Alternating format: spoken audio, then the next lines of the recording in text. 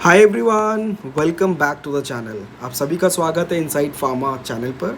जैसा आपको पता है यूपीएससी सीडीएस सीओ का वैकेंसी आ चुका है। 186 ड्रग इंस्पेक्टर की जो वैकेंसीज़ है वो रिलीज़ हो चुकी है। और अगर आप सच में इस एग्ज़ाम के लिए सीरियसली प्रिपेयर कर रहे हैं तो आज की ये जो वीडियो है वो आप लोगों के लिए ही है। कंप्लीट रोड मैप में बताने वाला हूँ आपको कि कैसे आपको पूरे 2 से 3 नेक्स्ट 2 to 3 मंथ्स जो है वो आपको एग्जैक्टली करना क्या है। किस सब्जेक्ट को प्रायोरिटी देनी है, कैसे स्ट्रैटेजी रखनी चाहिए आपको और प्रिपरेशन कैसे कंटिन्यू करना है। तो चलिए शुरू करते हैं बिना किसी देरी के। सबसे पहला जो स्टेप है प्रिपरेशन का वो आपका प्रिपरेशन रोड मैप रहने वाला है। जब भी हम बात करते हैं प्रिपरेशन रोड मैप की तो मैंने जनरली देखा है बहुत सारे स्टूडेंट्स नोटिफिकेशन आते ही वो बुक्स को खोल लेते हैं, राइट। लेकिन ये एक अच्छी स्ट्रैटेजी और अप्रोच नहीं है। सबसे पहले आपको करना क्या है, आपको सबसे पहले समझना होगा एग्ज़ाम का अच्छे से सिलेबस और पैटर्न कि भाई यूपीएससी चाहता क्या है, ठीक है। उसके बाद आप लोगों को सारा जो सिलेबस है उसका थ्योरी पार्ट कॉन्सेप्ट्स को अच्छे से करना होगा।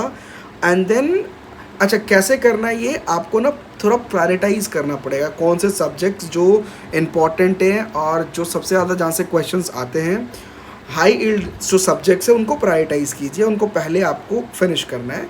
और प्रैक्टिस रेगुलर बेसिस पे एमसीक्यूज़ करना है। ये एमसीक्यूज़ और ये जो हाई वेटेज वाले टॉपिक्स हैं हर सब्जेक्ट के, वो मैं ऑलरेडी आप लोगों को स्टार्ट कर दूंगा इनसाइड फार्मा इसी चैनल पर।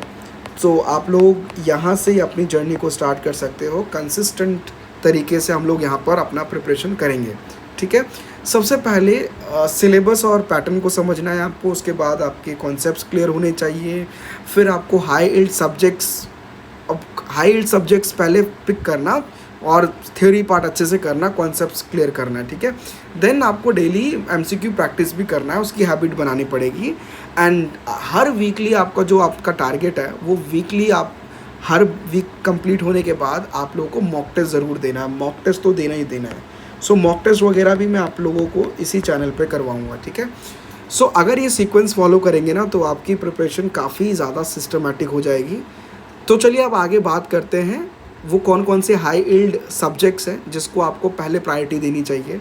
स्टार्टिंग के जो 2 से 3 महीने हैं उसमें आपको हर एक सब्जेक्ट को, जितने भी फार्मा के सब्जेक्ट्स हैं सबको नहीं का टाइम देना है, सबको इक्वली टाइम देने की ज़रूरत नहीं है। सबसे पहले कुछ ऐसे सब्जेक्ट्स हैं जहाँ से मैक्सिमम क्वेश्चंस आते हैं और वो मेन कोर सब्जेक्ट्स हैं ड्रग इंस्पेक्टर की सिलेबस को अगर आप ध्यान में रखें तो वो कोर जो सब्जेक्ट्स हैं उनको सबसे पहले आपको फिनिश करना है। तो उसमें क्या क्या रहने वाला है, सबसे पहले ध्यान रखिएगा कि हाई यील्ड सब्जेक्ट्स में फार्माकोलॉजी बहुत इंपॉर्टेंट हो जाता है।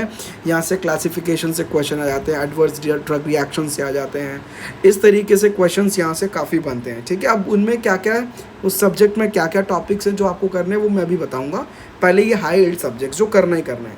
अब जूरिस्प्रूडेंस, ड्रग रेगुलेटरी अफेयर्स, ये तो करना ही आपको पता है, सारे रूल्स जितने भी एक्ट वगैरह हैं वो आपको अच्छे से करना है। फार्मास्यूटिक्स करना होगा, फार्मास्यूटिकल एनालिसिस, फार्मास्यूटिकल केमिस्ट्री, ये आपको सबसे पहले, अच्छा ये मेडिकल डिवाइसेस रूल, ये आपको सबसे पहले आपको फिनिश करना है। एंड देन जब ये हो जाए तो बाकी जो साइड वाइज जो इजी सब्जेक्ट्स हैं उनको आप फिनिश करिए।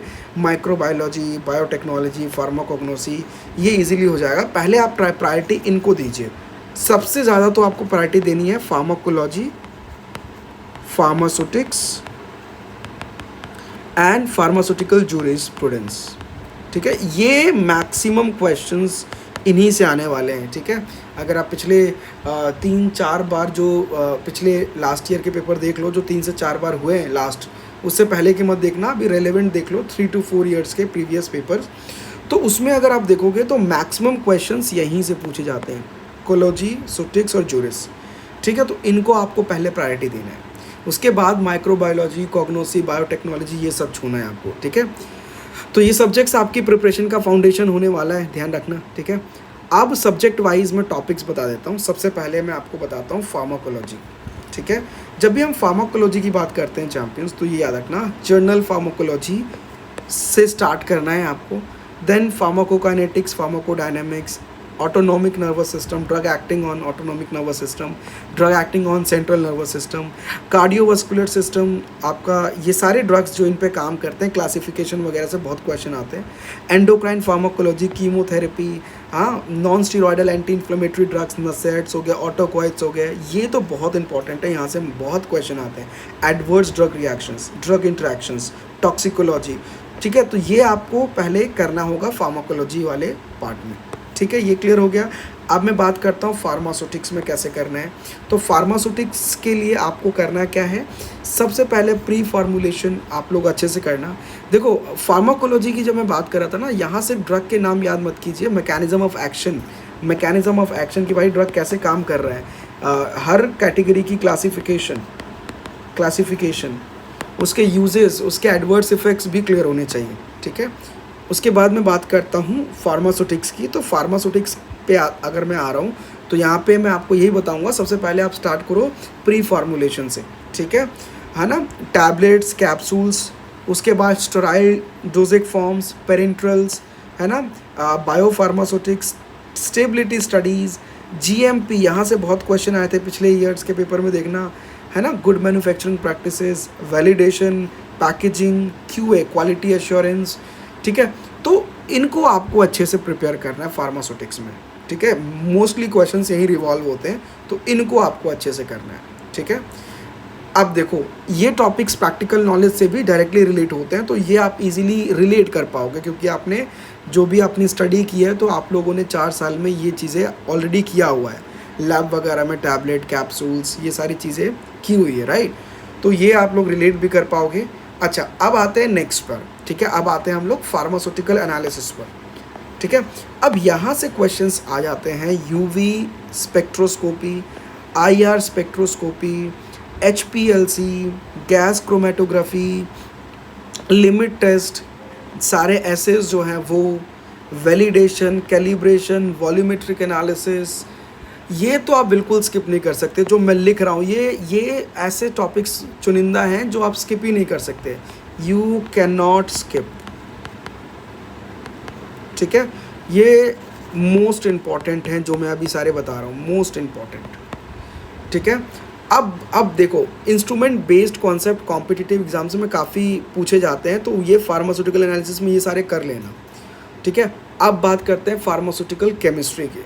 तो फार्मास्यूटिकल केमिस्ट्री में चैम्पियंस, आप लोगों को मेडिसिनल केमिस्ट्री में मेनली मैं बता रहा हूँ, अच्छे से सार करना है। सार तो आपने कॉलेज में भी पढ़ा है ना, सारे हर एक कैटेगरी ऑफ ड्रग के जो आपके एग्जाम्पल्स हैं उसमें स्ट्रक्चर, एक्टिविटी, रिलेशनशिप, सार। अब ये चीज़ मैं आपको बोलूँगा, जब भी आप फार्माकोलॉजी कर रहे हो ना, क्लासिफिकेशन ऑफ ड्रग और मैकेनिज्म आप जब समझ रहे हो, उसी समय स्ट्रक्चर भी समझ लो, सार आपका वहीं क्लियर हो जाएगा, अलग से ज़रूरत नहीं पड़ेगी।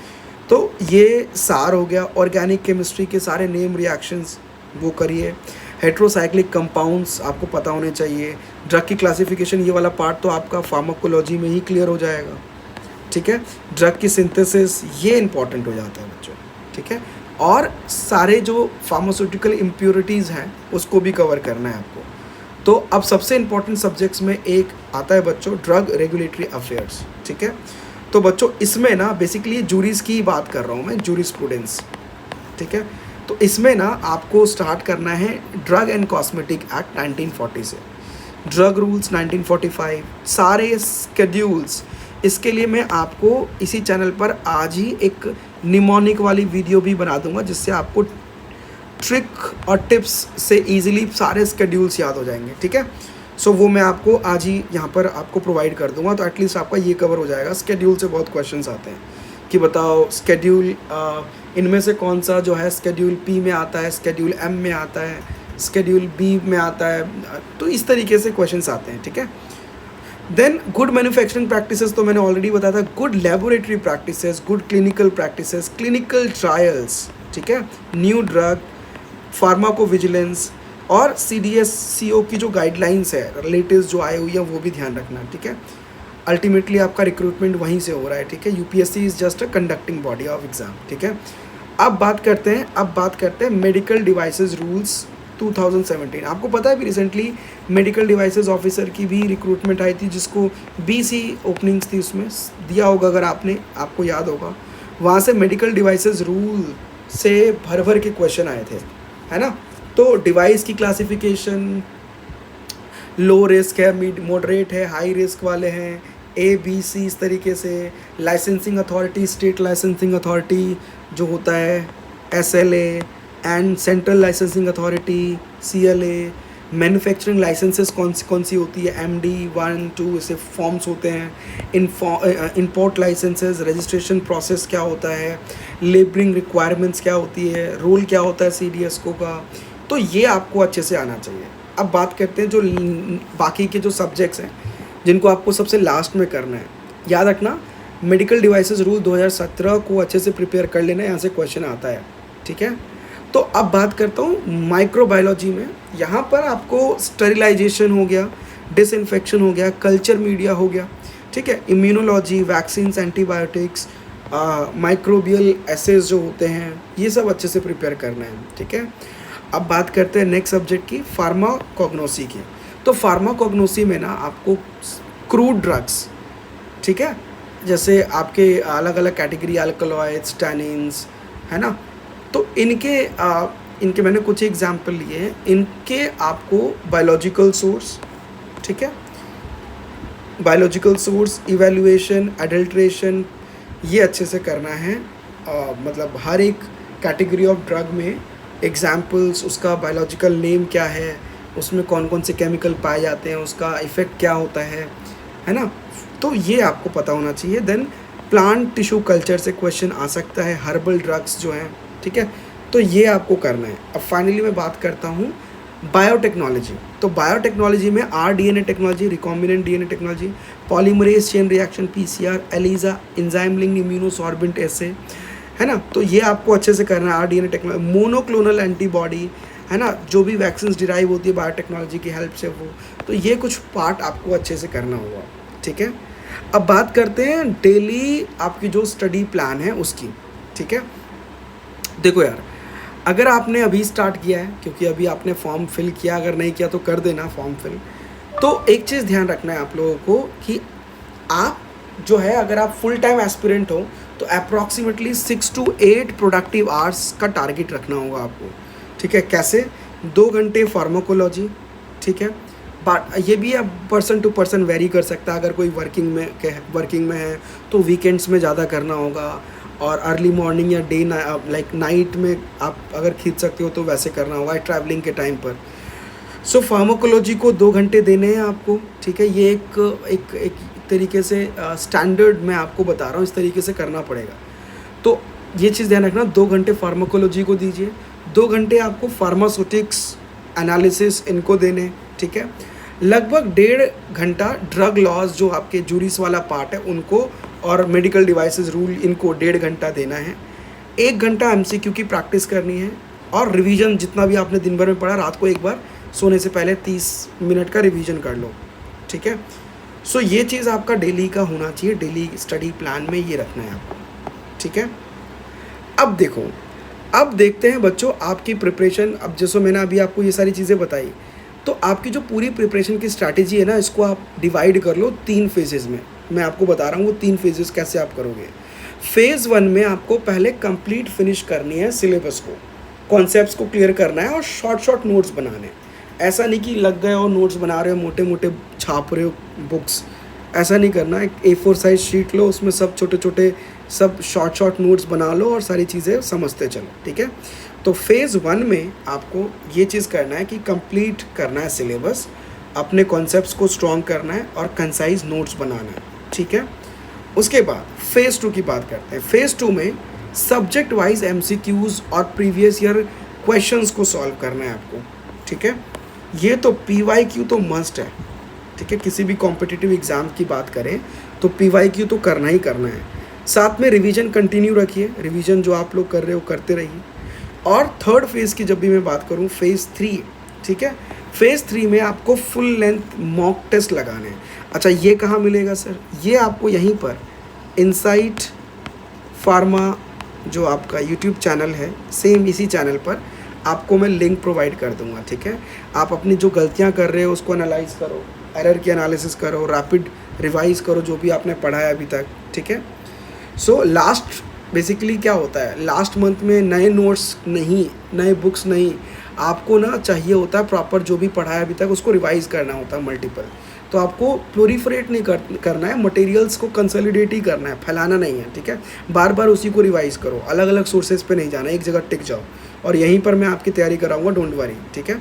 सो और फाइनली मैं सिर्फ एक ही बात कहूँगा आप लोगों से, सिलेक्शन पता है किसका होता है? सिलेक्शन उन स्टूडेंट्स का होता है जो कंसिस्टेंटली पढ़ते हैं। हाई टॉपिक्स को प्रायोरिटी दीजिए, रेगुलर जो है आप लोग रिवाइज़ कीजिए कंसिस्टेंट तरीके से, ठीक है। आप लोग अच्छे लेवल के क्वेश्चंस एमसीक्यू सॉल्व कीजिए, मॉक टेस्ट दीजिए, फुल लेंथ जब सिलेबस हो जाए तो फुल लेंथ दो, ठीक है। और थोड़ा सा डिसिप्लिन्ड तरीके से, कंसिस्टेंट तरीके से आप लोग इस चीज़ को कैरी ऑन कीजिए, ठीक है। तो बच्चों आई थिंक ये जो है मैंने आप लोगों को जो अभी बताया आपके लिए काफ़ी यूज़फुल रहेगा।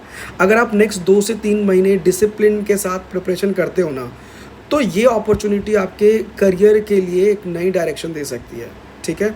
सो all the very best to all of you, all the very best. और सब कुछ मैं आपको यहीं इसी चैनल पर शेयर करूँगा, चाहे एमसीक्यूज़ हो, कम्युनिटी पोस्ट में एमसीक्यूज़ मिलेंगे, या फिर हमारे टेलीग्राम ग्रुप को ज्वाइन कर लो, सेम इनसाइड फार्मा एमसीक्यू के नाम से, वहाँ डेली मैं एमसीक्यू पोस्ट करता हूँ, वो आप जाकर ज्वाइन कर लीजिए, ठीक है। और अगर अभी तक आपको अच्छा लग रहा है चैनल, कंटेंट अच्छा लग रहा है, आपके काम आ रहा है, तभी आप लोग सब्सक्राइब करना, वरना मत करना, ठीक है। आपके काम आना चाहिए। सो ऑल द वेरी बेस्ट, मिलते हैं हम लोग नेक्स्ट वीडियो में। Thank you so much.